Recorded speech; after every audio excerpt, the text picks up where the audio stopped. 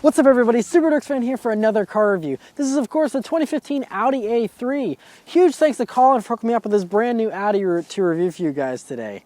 So about the Audi A3, well this is the 2.0T Quattro version, which is far from the base model. This is the larger engine, it has the all-wheel drive, and you know, I think that it's a cool car. Obviously this was released to battle the massively successful Mercedes-Benz CLA, and you know, the similar dimensions, and this car though I think looks a lot less dramatic than the CLA, obviously. I think Audi went for the more conservative approach with this design, and I think it still looks really good though. It's obviously very easily recognizable as part of the Audi family, and I think it's a pretty nice looking car. It doesn't wow me or blow me away, but it does have some really nice aspects. Like those rear taillights are incredibly complex and very beautiful in the way that they're sculpted inside the housing there.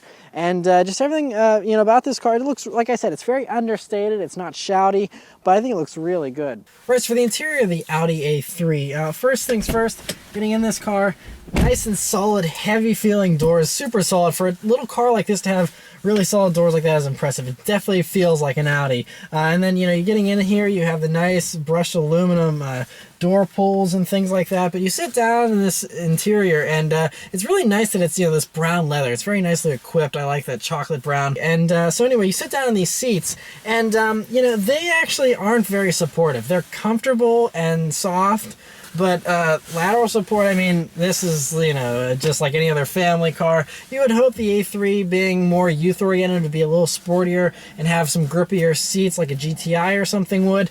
Not so. Next is the steering wheel in this car, which is really nice. It's missing one big thing though, and that's paddle shifters.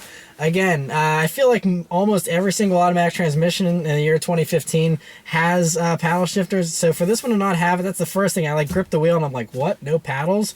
But yeah, aside from that, it's actually nice. It's a thin rimmed wheel and I actually really like it. It's nicely contoured, lots of different you know, edges going on here within the wheel, and it feels really good in your hands. You get a good meaty 9-3 grip. 10-2 notches here, pretty small, but feel really good. The stitching, everything's just a super high quality wheel. This feels much nicer than the price tag of this car, with all the little metal surrounds, everything. Steering wheel is nice. Like I said, if it had paddles, it'd be perfect. Next is the gauges in this car, which are also spectacular. Really high quality, very nice looking. They look straight out of any other Audi. Very high quality, and you have a nice little color screen there in the middle that's high resolution. And I really think that those two things, which is the stuff that you come in contact with the most, the gauges and the steering wheel, are fantastic, and they absolutely hit a home run with them. So coming along to the center of the dashboard here, this is where it gets to be more of a mixed bag. So this is the most, I would say it's a clean but plain center of the dash here. I mean, it's really, I can't remember the last time there was fewer buttons or displays in the middle of the dashboard here. All you have are two vents. You have 3 buttons here in this sea of fake buttons, by the way. I don't know if I really like that it's like totally all these blank buttons, which either reinforces that you didn't buy the top of the line model, or it's just way too many fake buttons. And I mean, I see, you know, the kind of design they were going for, but to only have 3 of all these buttons used is a little silly looking to me. And then you have just 3 knobs here for your climate controls.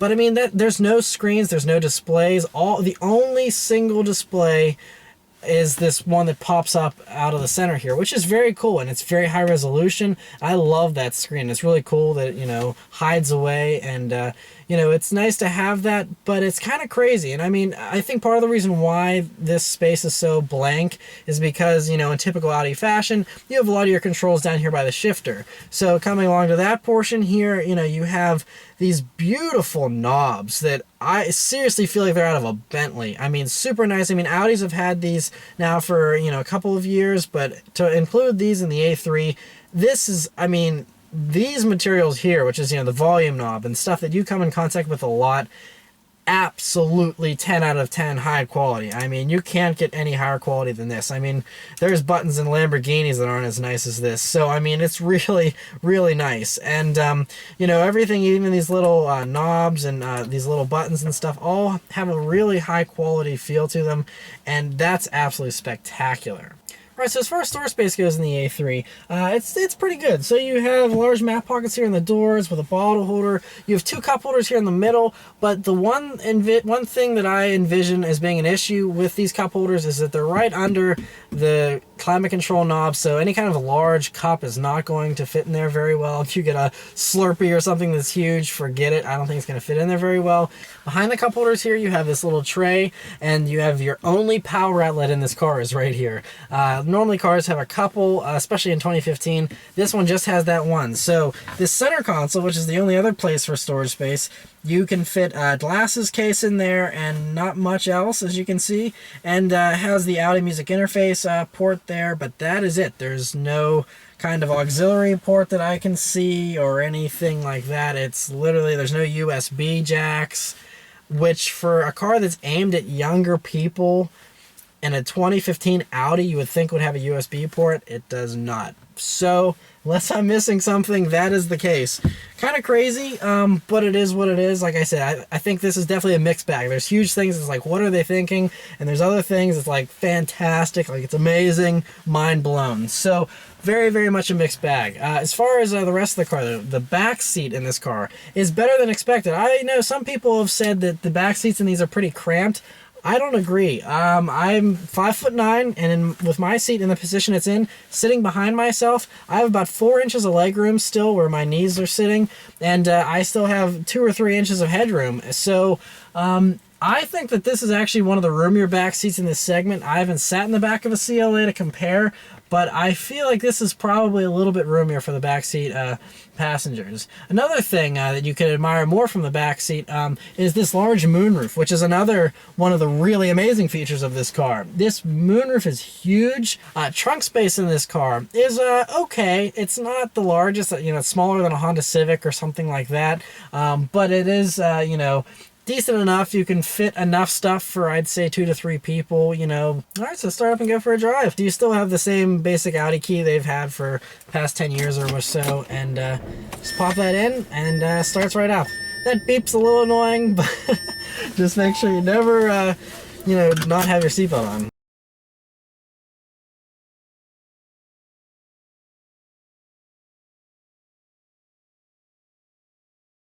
Alright, so setting off in the 2015 Audi A3. So, first thing that I notice in this car is whenever you're pulling out, the throttle response is a little touchy. So, basically, this is an automated manual transmission. It's not an actual automatic. So, there's a clutch there that's engaging and disengaging, and it's not always very smooth still. And that's something that I was kind of surprised by, because the 2015 Volkswagen GTI that I reviewed that has a dual clutch transmission, I believe it's the same transmission. I could be wrong, but that transmission is much smoother and has none of that, and that was something that they worked out with the DSG 10 years ago. So kind of surprised that it lacks that smoothness, because around the town, whenever you're getting on and off the gas from a stop like this, it's just like, oh, there it is, okay, all right, now we're going, and it's just like, so, but now we're going, and it's quick. So, I mean, it definitely gets up to speed quick. We're dealing with 220 horsepower and 258 pounds-feet of torque, and it pulls really well. It's kind of funny, like, whenever you're just cruising around, like, when I first started driving this car, I was like, yeah, it's got a little bit of a punch. But once you actually put your foot to the floor, it gets that torque going. And, I mean, this isn't a super light car, but, I mean, it's well under 3,400 pounds, and so 258 pounds-feet of torque, it gets this thing moving pretty well, especially with the all-wheel drive. Of course, there's no wheel spin, no fuss, it just grips and goes. So it's actually a really impressive performer. I just wish I had paddles to play with these gears, because I mean, you have the manual slapstick here that Audis have had since the 2000s, but it's just I mean, I don't know, I think these days we're so used to paddles, maybe we're spoiled, I don't know, but I mean, using the manual function on the stick here though, I mean, it's extremely snappy, and I mean, I couldn't want it to be any faster. It really, I mean, downshifts are immediate, so it's a spectacular transmission. I just wish I could have more fun with the paddles. But anyway, so cruising along here, going around some corners and stuff, And, you know, it's so flat. It really is nicely composed. It feels really good. I gotta say, it's really a sharp handler. The steering weight is perfect.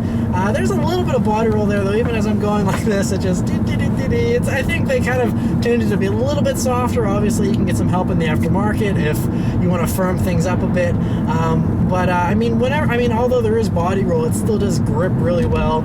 It goes around corners with a lot of confidence, so you don't have to worry about, like, you know, this car not being able to handle it, because it definitely can. It's set up to be a little bit more comfortable. It is an Audi after all, so I can't expect it to feel like a GTI. Brake is typical Audi brakes, and if you've ever driven an Audi, you know exactly what I mean. I think they're not the sharpest, but they're very firm. They feel really good. There's just a lot of travel there, and you know, for a brand new car, basically, you would think there would be a little less. But I mean, I'm really nitpicking here. This is a fantastic car. It's a fun little car to buzz around in. And you know, one thing though that I will still say, I'm trying not to be too negative and be too hard on this car, but for an Audi, there's a lot of road noise in here to me. That's one thing. Another thing, as soon as I started driving this car, I was like, wow, there's more road noise in here than I expected for an Audi. But then again, this is the entry-level Audi. I can't expect it to feel like an A6 or an A8, but I would say it's definitely a little bit louder in here than some other cars that are in this same price range. Another thing I want to touch on real quickly is the visibility in this car, which is excellent in the front. You have excellent view forward. View out of the side is okay, but there's a big problem, and that is these B-pillars are huge, and at least, like I said, I'm 5'9". With my seat in the position that it's in, whenever I look, like if I'm at a four-way intersection or something and I'm like looking over, I actually have to peer around this B-pillar. That's the first time I've ever had to do that in any car that I've reviewed, regardless of its visibility issues. That is the biggest B-pillar I've ever seen. And it's really far forward. These doors are very small, and so I actually have to peer around the B-pillar, which is definitely not ideal. All right, so I'm gonna put it into sport mode, and let's see about this power again, shall we? Because it really is fun. And here we go. Yeah, it flies. Jeez. Yeah, this car, you can still get in some trouble with it. It really, especially this one, you know, because it looks like a wolf in sheep's clothing, really. It looks like a standard little nice and restrained Audi, but you step on it, and I mean, it feels even stronger than a GTI to me. It just pulls and pulls, and wow, is it good. But, oh man, this is a fun little car. I really am curious to see how the S3 would pull, because this is really plenty. This is really, really good and very, very sporty. But yeah, so I'm going to drive this car for a little while longer here, and I'll come back and give you some updated impressions. Alright, so I've been driving this car for a while now, and I think I was a little bit too harsh on it earlier on. You know, it still is an Audi. It's a very nice car, and I think most people will be very happy with it. You know, and the only thing that I've kind of discovered that I forgot to mention earlier is there's no backup camera, even though they're federally mandated next year. Two good things, though, that I can say is, one is that this ride is really comfortable. This car has a very nice ride. Much better than the price suggests, actually. This is definitely way more comfortable than a GTI, way more comfortable than a lot of the other luxury, you know, cheap cars and stuff that I've driven in the past. Definitely way better than the previous A3, that's for sure. And it's actually a very, very refined ride. That is definitely very Audi-like, and it's really impressive. Another thing that's very impressive is the stereo system in this car. Now, this is just the standard stereo that comes with it. It's not a Bose system or anything, but it is a banging stereo. I mean, it's really powerful, sounds great, but I'm on these tight corners now, some of my favorite corners around where I live here, and it's just really, again, just a spectacular car. I'll put it down into sport mode, and that's the one other thing I'll talk about is this sport mode in this car. It's fun.